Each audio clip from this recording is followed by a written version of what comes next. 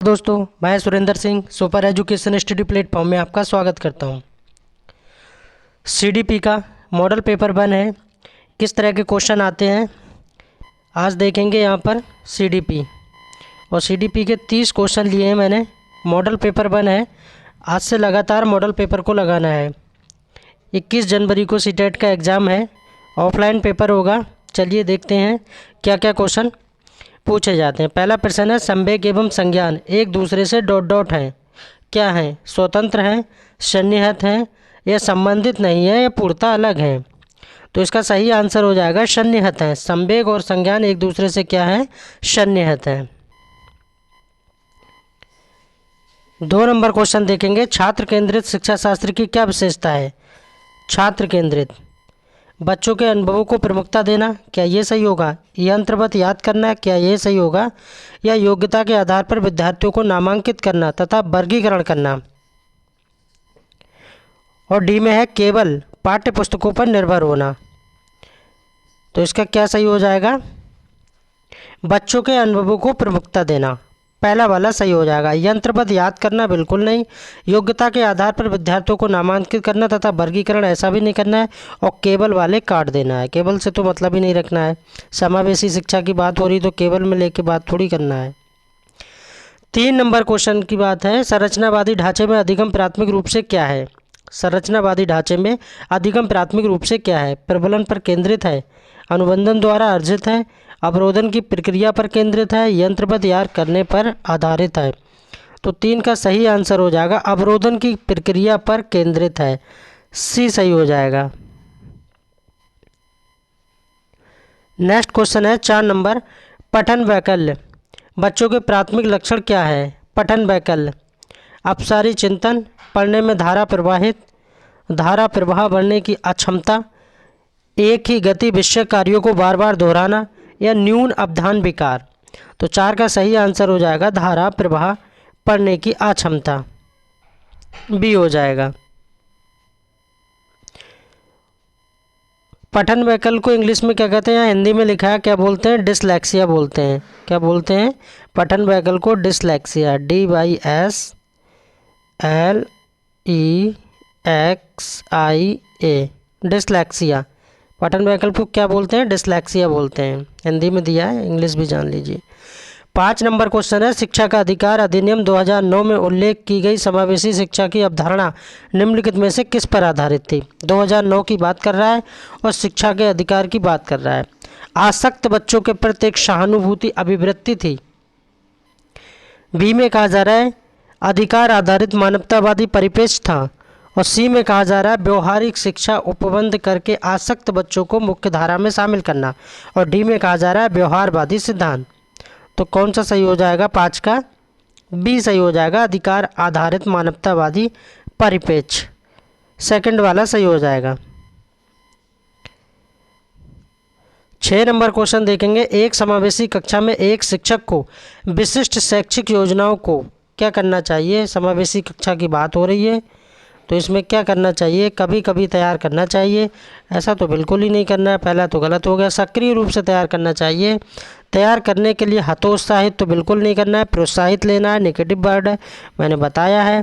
तैयार नहीं करना चाहिए तो ये भी गलत हो जाएगा, डी भी गलत हो जाएगा। तैयार क्यों नहीं करना चाहिए? समावेशी शिक्षा की बात हो रही है तो इससे बढ़िया और कुछ नहीं हो सकता। सक्रिय रूप से तैयार करना चाहिए एक समावेशी शिक्षा में, बी सही हो जाएगा। 7 नंबर क्वेश्चन देखेंगे, शिक्षक बच्चों की जटिल अवधारणाओं की समझ को किस प्रकार सहज कर सकते हैं? टीचर, प्रयोगात्मक अवसरों की व्यवस्था करके, बार बार यांत्रिक अभ्यास के द्वारा, अन्वेषण एवं परिचर्चा के लिए अवसर उपलब्ध करके, या एक व्याख्यान देकर। तो 7 का सही आंसर हो जाएगा सी, अन्वेषण एवं परिचर्चा के लिए अवसर उपलब्ध करके। अवसर वर्ड कैसा है? पॉजिटिव है, ध्यान रखना है।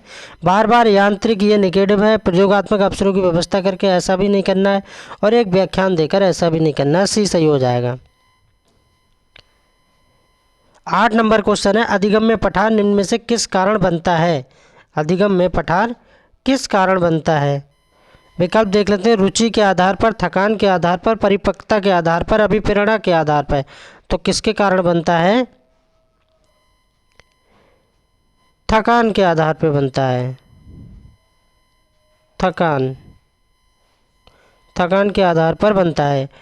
अधिगम्य पठार निम्न में से किस कारण बनता है? तो थकान के आधार पर बनता है। ये रिपीटेड क्वेश्चन है, आया हुआ क्वेश्चन है।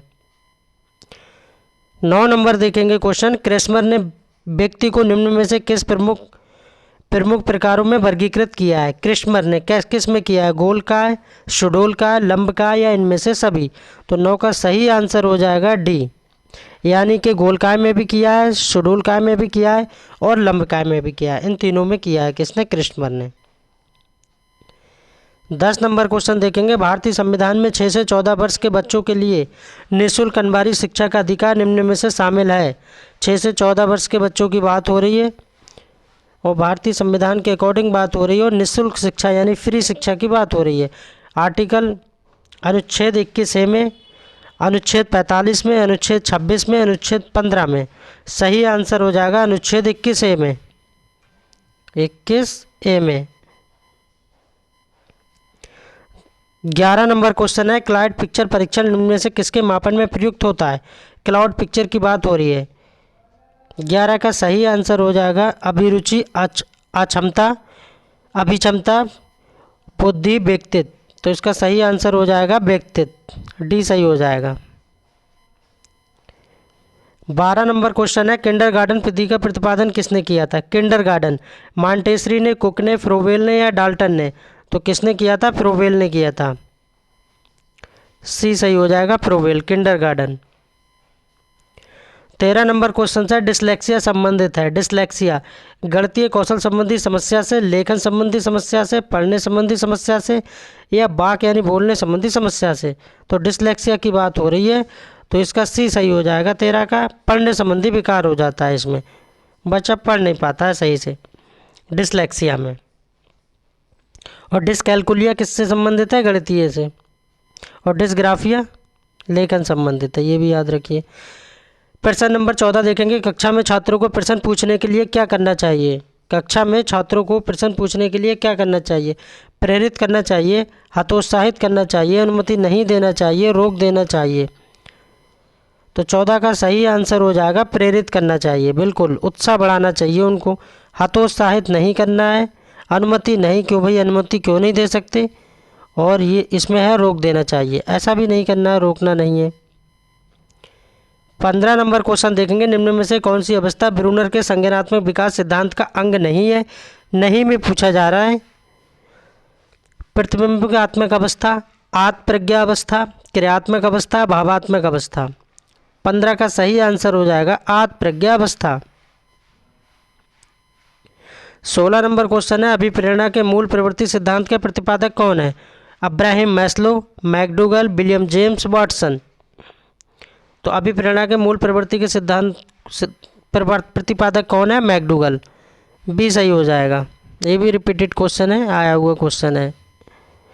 निम्न कथनों में से कौन सा प्रश्न कौशल के लिए सही नहीं है? इसमें भी नहीं में पूछा जा रहा है कि सही नहीं है। प्रश्न पूछने में उत्साहवर्धक तरीकों का प्रयोग करना चाहिए, सुनने में संवेदनशीलता विकसित करना चाहिए, और सी में कहा जा रहा है हाँ अथवा ना उत्तर वाले प्रश्नों की संख्या बढ़ाना और प्रश्नों को प्रोत्साहन देना। तो 17 का सी सही हो जाएगा, हाँ अथवा ना उत्तर वाले प्रश्नों की संख्या को बढ़ाना, सी सही हो जाएगा, क्योंकि नहीं में पूछा जा रहा है। प्रश्न पूछने में उत्साहवर्धक तरीकों का प्रयोग करना चाहिए, हाँ बिल्कुल करना चाहिए, ये बात तो सही है, पॉजिटिव है, ठीक है, क्योंकि उसमें नहीं में पूछा जा रहा है। सुनने में संवेदनशीलता विकसित करना, ये भी बात सही है, बिल्कुल ठीक है ये बात। और सी बात गलत है, हाँ अथवा ना उत्तर वाले प्रश्नों की संख्या बढ़ाना और गलत ही पूछा जा रहा है, और प्रश्नों को प्रोत्साहन देना, ये तो बात पॉजिटिव है, बिल्कुल सही बात है। 18 नंबर क्वेश्चन देखेंगे। थार्नडाइक के उद्दीपक अनुक्रिया सिद्धांत एसआर थ्योरी में सीखने की प्रक्रिया में क्या महत्वपूर्ण नहीं है? इसमें भी नहीं में पूछा जा रहा है, क्या नहीं है? क्रिया प्रसूत व्यवहार, उद्दीपक, अभिप्रेरक, अनुनोद? 18 का सही आंसर हो जाएगा क्रिया प्रसूत व्यवहार, ए नहीं है, और नहीं में पूछा जा रहा है। बाकी उद्दीपक, अभिप्रेरक, अनुनाद ये तीनों हैं थार्नडाइक के उद्दीपक अनुक्रिया सिद्धांत में। कमेंट करके बताइए कि थार्नडाइक ने किस पे प्रयोग किया था, चूहा पे, बिल्ली पे, है ना, या कुत्ता पे, या शेर पे? 19 नंबर प्रश्न है, औसत बुद्धि वाले बालकों का बुद्धि लब्धि स्तर क्या होता है? औसत की बात की जा रही है, एवरेज की बात की जा रही है, क्या होगा? 110 से 114 के बीच में होंगे वो बच्चे, 90 से 109 के बीच में होंगे, 80 से 89 के बीच में होंगे, या 70 से 79 के बीच में होंगे? तो 19 का सही आंसर हो जाएगा 90 से 109 के बीच में औसत बुद्धि वाले बच्चे होते हैं। कॉलर अपने प्रयोग से ये सिद्ध करना चाहते थे कि अधिगम डॉट डॉट, कॉलर की बात हो रही है, गेस्टाल्टवादियों में कॉलर आते हैं। मानव का अधिगम प्रयोजन पूर्ण है, जानवरों में मनुष्य श्रेष्ठ है, एक स्वतंत्र क्रिया है, समग्र स्थिति का प्रत्यक्षीकरण है। 20 का कॉलर अपने प्रयोग से क्या सिद्ध करना चाहते थे? तो 20 का डी सही हो जाएगा, समग्र स्थिति का प्रत्यक्षीकरण है, डी सही हो जाएगा। 21 नंबर क्वेश्चन है, हार्वर्ड गार्डनर के बहुबुद्धि सिद्धांत के अनुसार तार्किक गणितीय बुद्धि वाले एक व्यक्ति की क्या विशेषता हो सकती है? हार्वर्ड गार्डनर के अनुसार दृश्य स्थानिक परिवेश को सटीक रूप से ग्रहण करने की योग्यता। बी में कहा जा रहा है संगीत में अभिव्यक्तियों के आवाज़ के स्तर, ताल एवं सौंदर्यपरक गुणों को उत्पन्न करने एवं प्रशंसा करने की योग्यता। और सी में कहा जा रहा है पैटर्न को खोजने की एवं तर्क की लंबी श्रृंखला को हल करने की क्षमता और संवेदनशीलता। और डी में कहा जा रहा है ध्वनि, ताल तथा शब्दों के अर्थ के प्रति संवेदनशीलता। तो 21 का सही आंसर हो जाएगा सी वाला, पैटर्न को खोजने की एवं तर्क की लंबी श्रृंखला को हल करने की क्षमता और संवेदनशीलता। 22 नंबर क्वेश्चन देखेंगे, निम्नलिखित में से कौन सा विफलता के आंतरिक आरोपण का एक उदाहरण है? विफलता की बात की जा रही है। मैं कक्षा में फेल हो गया क्योंकि मेरे दोस्त मेरा ध्यान भटका रहे थे, क्या ये सही होगा? मुझे निम्न ग्रेड प्राप्त हुआ क्योंकि शिक्षक कठोर तरीके से आते हैं। मैं परीक्षा में फेल हो गया क्योंकि मैंने पर्याप्त पढ़ाई नहीं की। शिक्षक को पक्षपाती होने के कारण मुझे अच्छे अंक नहीं मिले। तो 22 का सही आंसर हो जाएगा मैं परीक्षा में फेल हो गया क्योंकि मैंने पर्याप्त पढ़ाई नहीं की, सी सही हो जाएगा। 23 नंबर क्वेश्चन है, निम्नलिखित में से कौन सी प्रक्रिया अधिगम के दौरान योगदान नहीं देती है? नहीं में पूछा जा रहा है कौन सी प्रक्रिया योगदान नहीं देती है? गैर प्रसंगीकरण, संगठन, वर्गीकरण, वैचारिकता। तो 23 का सही आंसर हो जाएगा गैर प्रासंगिकरण। 24 नंबर क्वेश्चन है, किस आयु में बच्चे शब्दों के खेल में शामिल हो सकते हैं और ऐसे चुटकुलों और पहेलियों को पसंद करते हैं जिसमें शब्दों का खेल शामिल हो? 7 साल की बात हो रही है या 12 साल या 1 साल या 3 साल? तो 24 का सही आंसर हो जाएगा 7 वर्ष। कितना? 7 वर्ष, ए सही हो जाएगा। 25 नंबर क्वेश्चन है, बच्चे सबसे प्रभावी ढंग से तब सीखते हैं यदि कोई अवधारणा तर्क संगत से अनुभवजन की ओर बढ़ती है, सामान्य से विशिष्ट की ओर बढ़ती है, अमूर्त से मूर्त की ओर बढ़ती है, या जटिल से सरल की ओर बढ़ती है, तब सीखते हैं बच्चे। सामान्य से विशिष्ट की ओर बढ़ेगी तभी बच्चे सीखेंगे। 26 नंबर क्वेश्चन है, निम्नलिखित में से किसने सामान्य बुद्धि की अवधारणा की आलोचना की और बुद्धि का एक वैकल्पिक सिद्धांत दिया? किसने दिया? लेव वाइगोस्की ने, चार्ल्स स्पीयरमैन ने, हार्वर्ड गार्डनर ने, या जीन पियाजे ने? तो किसने दिया था? हार्वर्ड गार्डनर ने दिया था, सी सही हो जाएगा। 26। 27 नंबर क्वेश्चन देखेंगे, संरचनावादी उपागम बताता है कि डॉट ज्ञान की संरचना के लिए अत्यंत आवश्यक है, क्या? अनुबंधन, दंड, यंत्रवत याद करना, विद्यार्थी का पूर्व ज्ञान। 27 का सही आंसर हो जाएगा विद्यार्थी का पूर्व ज्ञान। यंत्रवत याद करना नहीं हो सकता, दंड नहीं दे सकते, अनुबंधन भी नहीं होगा, डी सही हो जाएगा। 28 नंबर क्वेश्चन है, पंचपद प्रणाली के प्रतिपादक कौन है? Bloom, Kilpatrick, Herbart, John Dewey. 28 का सही आंसर होगा हर्वर्ड स्पेंसर, हर्वर्ड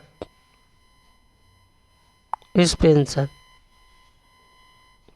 सी सही हो जाएगा। 29 नंबर क्वेश्चन है, मैकडूगल के अनुसार मूल प्रवृत्तियों की संख्या कितनी है? मैकडूगल के अनुसार मूल प्रवृत्तियों की संख्या कितनी है? 10, 12, 14, 15। यूपी टेट में भी ये क्वेश्चन पूछा गया है, रिपीटेड क्वेश्चन है। तो मूल प्रवृत्तियों की संख्या कितनी है? 14 है मैकडूगल के अनुसार। 14 वाला सही हो जाएगा। और इस वीडियो का लास्ट प्रश्न है 30 नंबर। निम्नलिखित में से किसका नाम सृजन शास्त्र के पिता के साथ जुड़ा है? वुडवर्थ, राउस, गाल्टन, किरो एवं किरो। गाल्टन का नाम जुड़ा है, सी सही हो जाएगा। और कमेंट करके बताइए कि 30 में से आपका कितना स्कोर जा रहा है। मिलते हैं नेक्स्ट वीडियो में फिर एक नई क्लास के साथ। Thanks for watching. Please subscribe my channel.